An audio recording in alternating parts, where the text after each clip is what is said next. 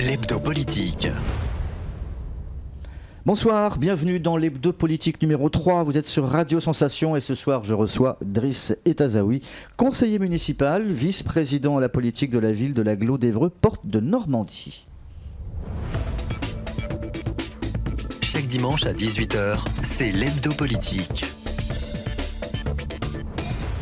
Monsieur Etazaoui, bonsoir. Bonsoir. Vous avez 44 ans, vous êtes papa de 5 enfants, titulaire d'une maîtrise de sciences politiques.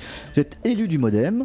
Vous avez été directeur de la cohésion sociale à Mantes-la-Jolie en région parisienne, puis au sein du comité de l'agglomération des deux rives de Seine dans les Yvelines. On en reparlera un peu plus tard. Et puis vous avez aussi compétences importantes au Conseil intercommunal de sécurité et de prévention de la délinquance de l'Agglo d'Évreux. L'hebdo politique sur Sensation Normandie.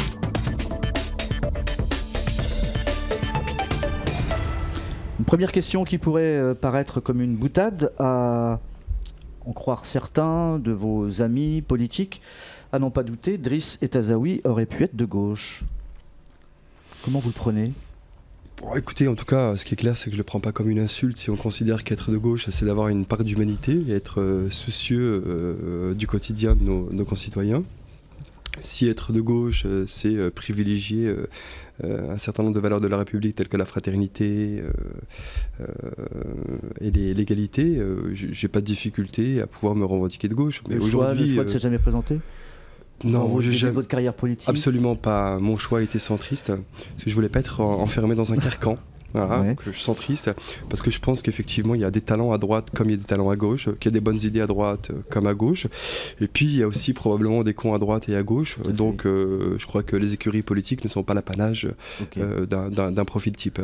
Vous avez récemment été invité à l'Élysée pour y rencontrer la conseillère du chef de l'État afin de préparer un rendez-vous important avec le chef de l'État, Emmanuel Macron, avec plusieurs de vos collègues et membres du bureau de l'Association des maires, villes et banlieues de France. Vous deviez aborder notamment les suites liées à l'appel de Grigny. Il s'agissait de quoi en particulier ? Alors absolument, vous avez raison, j'ai la chance d'être vice-président de l'association des maires, villes et banlieues de France, qui regroupe l'ensemble des élus, pour qui, dans leur collectivité, sur leur territoire, on a ce qu'on appelle des quartiers prioritaires ou des quartiers populaires, des quartiers qui concentrent de grandes difficultés urbaines, économiques et sociales. Et donc cette association œuvre, fait l'interface entre les territoires et puis l'État en particulier. L'appel de Grigny, vous avez raison d'en parler, vous le savez, le gouvernement, durant la période estivale, a pris deux mesures importantes avec des conséquences fâcheuses pour les territoires qui sont les nôtres, pour les territoires les plus vulnérables. Ces deux décisions sont, la diminution significative des contrats aidés, et deux, la baisse significative des crédits de la politique de la ville, c'est-à-dire des moyens financiers en matière de subventions que l'on octroie aux opérateurs associatifs. Dans un cas comme dans l'autre, ces deux mesures ont été soudaines et donc brutales, et elles sont venues gréver l'offre de services proposée d'une part par les opérateurs associatifs, par le tissu associatif, mais également par les collectivités territoriales.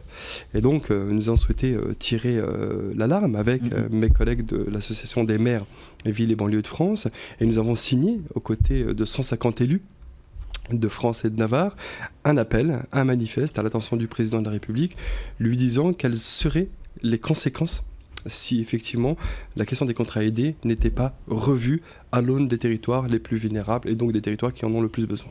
Alors 40 ans de politique de la ville, c'est quelque chose qui vous touche. C'était mieux avant.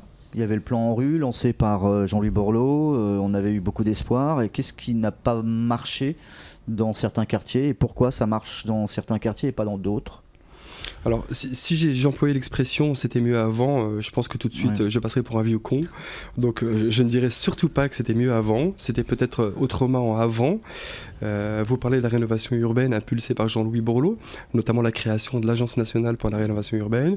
Il est vrai qu'à l'époque, grâce aux moyens significatifs octroyés par l'État et par Jean-Louis Borloo, à l'époque ministre de la Ville, a permis de repenser le quartier au sein de la ville au sein de son agglomération, de façon significative, en imaginant les réaménagements nécessaires, en imaginant des équipements structurants, en imaginant une nouvelle mobilité. Et donc, on a réussi, en tout cas, le renouvellement urbain a permis de décloisonner pour partie ces quartiers-là et d'améliorer pour partie également leur attractivité. Mais c'était pas suffisant. On a travaillé beaucoup sur l'urbain, on a travaillé très peu sur l'humain. Et on ne peut pas considérer l'urbain sans considérer l'humain. C'est l'humain qui doit être au centre de tout, et pas l'urbain. On a embelli les beaux immeubles de la Madeleine à Évreux, mais on n'a pas résolu le problème notamment des jeunes et du chômage, c'est ça?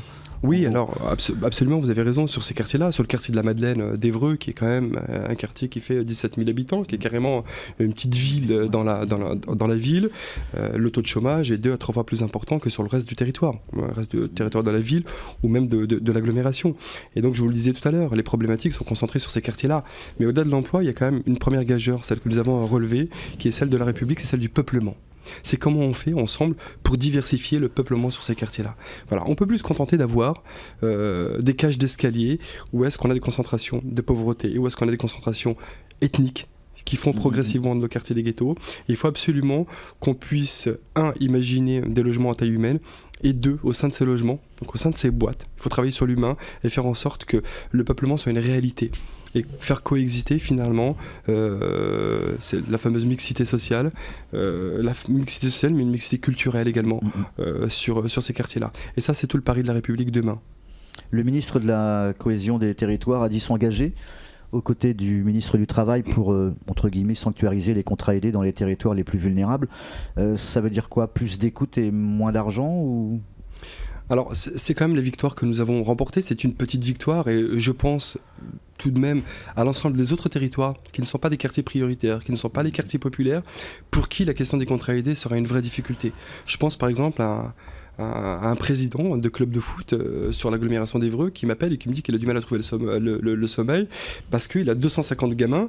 Ces 250 gamins sont aujourd'hui encadrés par des contrats aidés et que si demain, effectivement, il n'a plus de contrats aidés, c'est le club de foot qui met la clé sous la porte, clairement, parce que les bénévoles ne suffiront pas à animer, à encadrer et à accompagner ces jeunes enfants. Donc j'ai d'abord une pensée pour tous ces territoires, finalement, qui vont voir leurs contrats aidés supprimés. Maintenant, concernant la victoire qui est la nôtre, puisqu'on a réussi effectivement, non pas à faire plier, mais en tout cas à rendre raison au gouvernement sur la question des contrats aidés sur ces territoires-là, on ne pouvait pas continuer à fragiliser des territoires qui étaient déjà fragilisés. Et donc la question des contrats aidés, nous et mes collègues de ville et banlieue pourraient également vous le certifier, parce qu'on a beaucoup de discussions entre élus locaux, des échanges de pratiques, capitalisation de savoir-faire. Et ce que je peux vous dire, c'est que les contrats aidés ne sont pas les contrats aidés dont nous parle le gouvernement, avec des contrats aidés qui sont, eux, finalement, ne permettent pas une pérennisation dans l'emploi. Nous, on s'inscrit en faux sur cette assertion. Nous, on pense que les contrats aidés permettent finalement à celles et ceux qui en bénéficient, ils ne sont pas que des jeunes, ça bénéficie aussi pour beaucoup à des seniors, pour beaucoup à des personnes handicapées, mais également pour des jeunes, sans qui... Enfin, je veux dire, s'il n'y avait pas cette aide de l'État sur ces contrats-là, les entreprises, que ce soit le secteur marchand, les associatifs ou les collectivités sur le secteur non marchand, ne recruteraient pas sans l'aide de l'État. Donc ce serait autant de personnes qu'on aurait sur le carreau. Et l'idée, c'est que sur ces contrats-là, on puisse effectivement les maintenir sur les quartiers prioritaires. C'est donc le sens du courrier rédigé, co-signé par les 2 ministres, Pénicaud et Mézard, qui invitent les préfets effectivement à sanctuariser les contrats aidés sur ces quartiers-là. C'est une petite victoire, mais elle est importante pour nous et pour nos territoires. Dans les tuyaux, il y a aussi la création d'emplois dits francs. Autrefois, il y avait les zones franches. Qu'est-ce que ça va changer là? Oui, alors ça, c'est quand même toute la difficulté, toute l'ambiguïté de ce gouvernement qui nous dit, écoutez, les contrats aidés, ça ne fonctionne pas, il faut arrêter. Et finalement, on nous sort les emplois francs, qui sont des emplois aidés, les emplois francs. Ce sont des emplois qui sont subventionnés. 5 000 € par tête et par an. Ouais. C'est ni plus ni moins qu'un emploi, finalement, pour lequel l'État accepte d'octroyer une prime à l'emploi pour chaque personne recrutée, chaque personne domiciliée sur les quartiers. Alors, quel que soit son sexe, quel que soit son âge, etc. À partir du moment où effectivement ils peuvent justifier être domiciliés sur les quartiers prioritaires, ils ont le droit à cet emploi franc. Bon, écoutez, moi je pense que dans l'intention c'est plutôt une bonne mesure. Néanmoins sous l'ère Jospin, sous l'ère Hollande, Jospin c'était plus loin, sous l'ère Hollande, on a bien vu les limites du dispositif parce qu'on en a eu que 240 sous tout le quinquennat. Donc on attend de voir quelles sont les modalités modalités d'application de ces emplois francs, mais ils viendront en tout cas compenser la question des contrats aidés sur le secteur marchand. Puisque vous le savez, le gouvernement est passé de 490 000 contrats aidés en 2016, un petit peu plus de 310 000 sur l'année 2017, et il nous dit qu'en 2018, il y en aura 200 000. Et sur ces 200 000-là, on sait très bien qu'ils seront concentrés quasi exclusivement sur le secteur non marchand.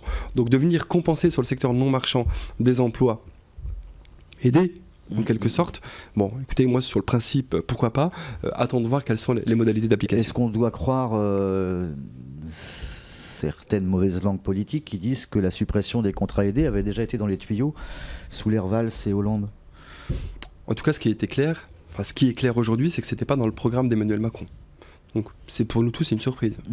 C'est-à-dire que jamais, au grand jamais, enfin moi en tout cas, je n'ai pas le souvenir, mes collègues non plus, Emmanuel Macron n'a dit ou n'a expliqué les raisons pour lesquelles, s'il serait élu président de la République, il diminuerait de manière significative la question des contrats aidés. Ensuite, je ne sais pas si ça a été la question, en tout cas, je vous dis, il y a 496 000 ou 495 000 sous l'ère Hollande en 2016, 310 000 sur cette période de transition entre Hollande et Emmanuel Macron, et demain 200 000. Donc on perd quand même plus de 200 000 contrats aidés en moins de 3 ans.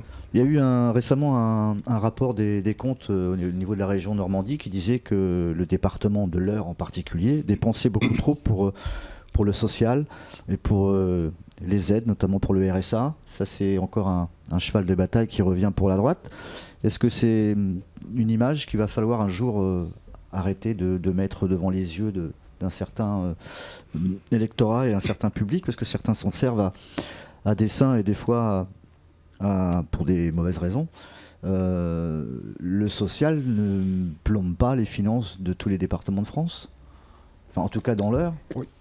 Il y a beaucoup de populisme. Vous avez raison de le souligner. On est toujours le pauvre de quelqu'un. Et on a toujours tendance finalement à taper sur les petites gens, sur ce que d'aucuns appelaient la France d'en bas, d'autres la France des descendants de manière méprisante. Moi je pense que la France, la République a un devoir de solidarité. Et comme pour la politique de la ville, au-delà de l'égalité, c'est l'équité qu'on doit viser.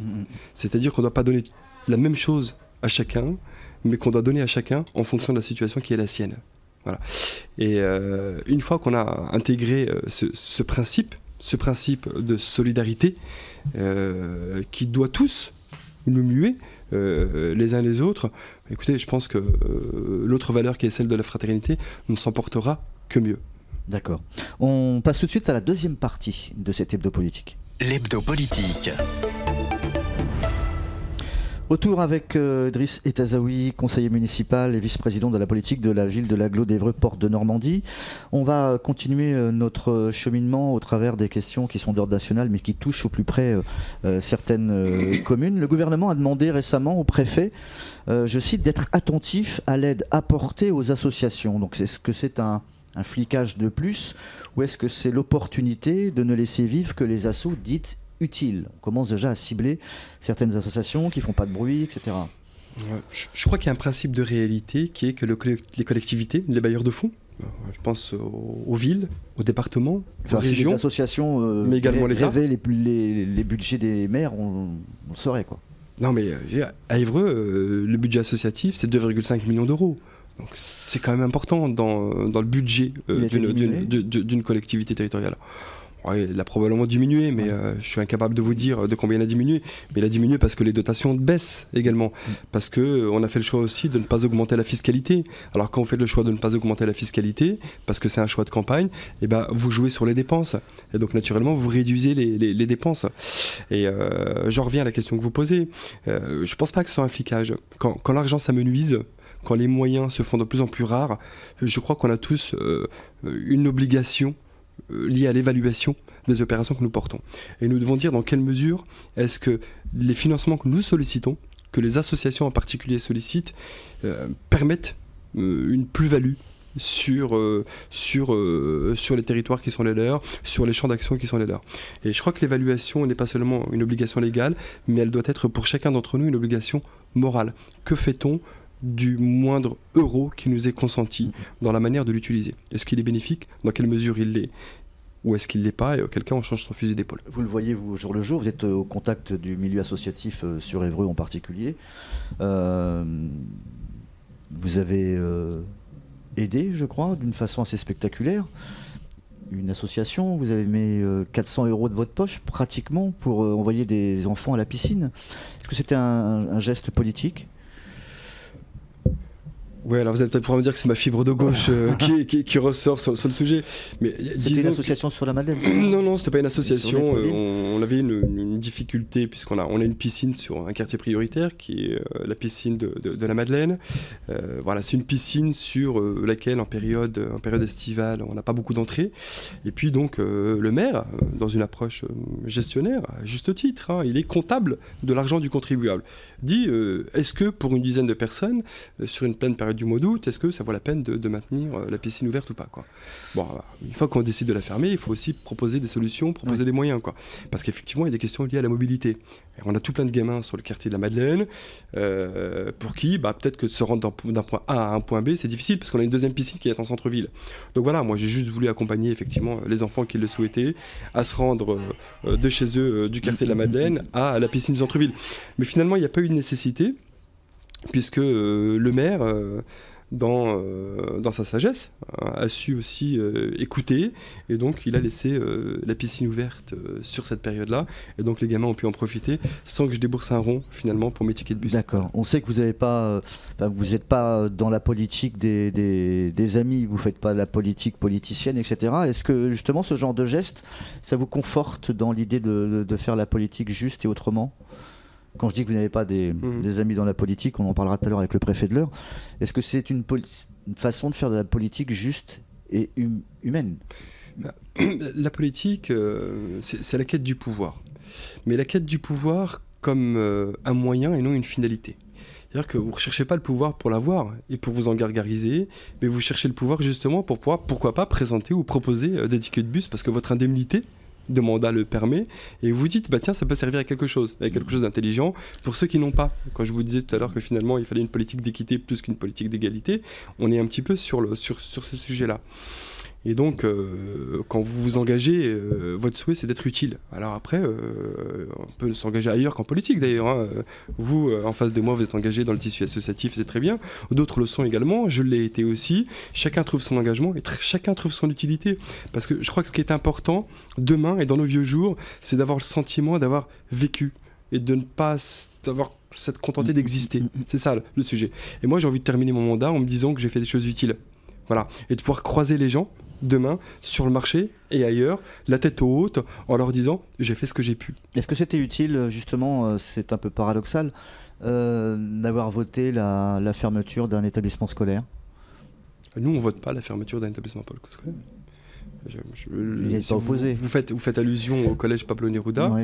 Je vous rappelle, parce que vous voyez, c'est le genre de question aussi qui entretient la confusion.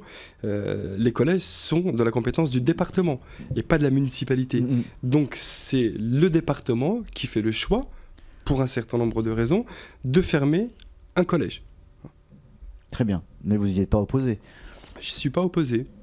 Je ne suis pas opposé parce que je pars d'un principe simple, celui de vouloir pour les autres ce que je voudrais pour mes enfants. Je ne peux pas vouloir pour les autres ce que je ne souhaiterais pas pour mes enfants.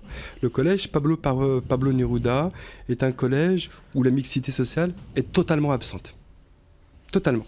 Ça, c'est le premier sujet. Le deuxième sujet, le collège Pablo Neruda n'est pas un collège qui produit des résultats. Vous regardez aujourd'hui le classement de ce collège, à l'échelle du département, on a 69 collèges sur le département. Collèges publics et privés.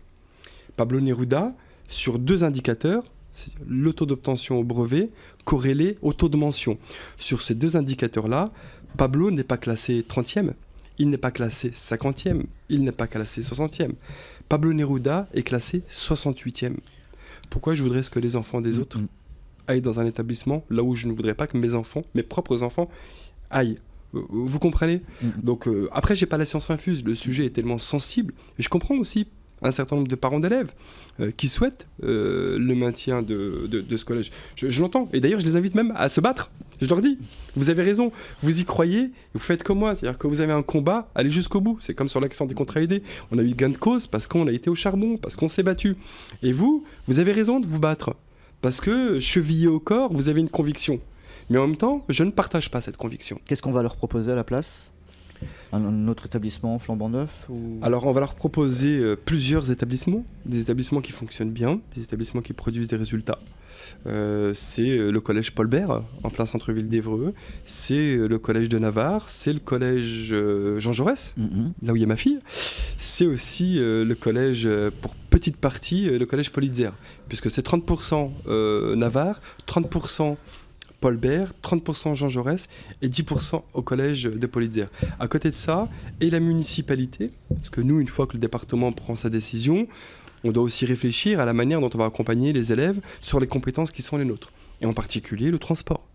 Donc, et le président de l'agglomération et la présidente de Transurbain ont fait le choix de dédier pendant 4 ans, gratuitement, des navettes qui vont permettre de transporter les enfants du quartier de la Madeleine, où ils sont domiciliés, vers les collèges d'accueil. Sans navette, sans détour, sans rien. Le maire d'Évreux, je ne sais pas si vous comprenez un peu cette action, est en train, je crois, de monter un nouveau parti politique. Il prépare déjà les municipales. Enfin, c'est peut-être pas dans vos affaires, mais est-ce que ça a bruissé jusqu'à vos oreilles ? Sébastien Lecornu veut faire la même chose au niveau du département. On prépare déjà les prochaines échéances alors que celles-ci viennent à peine de s'achever. Pour le maire d'Évreux, naturellement, imaginez que je suis au courant. Il y a quand même un certain nombre autour de lui, et avant même qu'il communique sur le sujet, nous avions l'information qu'il souhaitait créer une dynamique locale. Il ne s'agit pas d'un parti, ou alors s'il s'agit d'un parti, ce serait le parti des Hébroïciens. Voilà. Très local, très localisé, de créer une dynamique. Alors le but, c'est pas seulement de créer une dynamique dans la perspective des élections municipales, c'est aussi le but. Vous avez raison, mais c'est pas le seul. Il en a parlé à Bruno Le Maire ou pas ? Aucune idée. Alors, je suis pas dans les coulisses. Je suis incapable de vous dire. Là, pour le coup, il faudrait lui poser la question. Mais l'idée aussi, c'est de pouvoir solliciter, interroger, concerter, consulter les Hébroïciens sur ce qui est bien, sur ce qui reste à faire, sur ce qui l'est moins. C'est aussi le sujet de ce parti aussi. C'est un peu tôt quand même, non ? Non, vous savez, on est 2020, 2020, si c'est maintenu, parce que vous savez, certains disent que ça pourrait être 2021. Si c'est 2020, c'est dans 2 ans. Ouais. Et la campagne, c'est dans 1 an. Donc les choses vont vite, ça s'accélère. On va parler de vos collègues. Quant à Sébastien Lecornu, j'ai appris, comme vous, dans la presse, qu'il créait également son parti à l'échelle du département. Voilà, à l'échelle du département, un mouvement politique. L'engagement des parlementaires, pour la plupart des députés siglés En Marche, notamment dans le département de l'Eure, est-ce qu'elle n'est pas freinée par leur appartenance trop marquée à la nouvelle Macronie ?